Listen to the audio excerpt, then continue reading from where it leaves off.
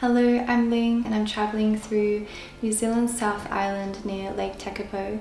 The Maori name for this area is Te Manahuna, which means a place of enlightenment and a place of energy. It's also one of the world's largest dark sky reserves, but unfortunately it's been very rainy and we haven't seen the night sky at all. But we have been very lucky to spend a few days hiking in the mountains, and we're hoping that it's going to be clear enough today to take a helicopter tour. If it goes ahead, we're going to spend the next few hours hiking across New Zealand's largest glacier.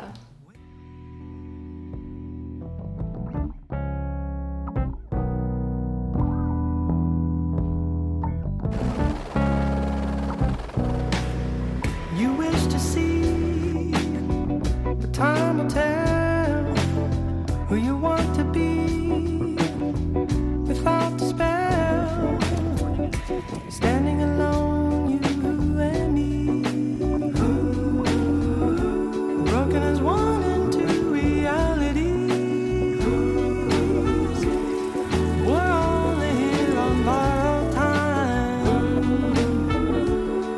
never prepared to lose what's mine. Is it true? How could I see you when you can see me too? Na na na na na na.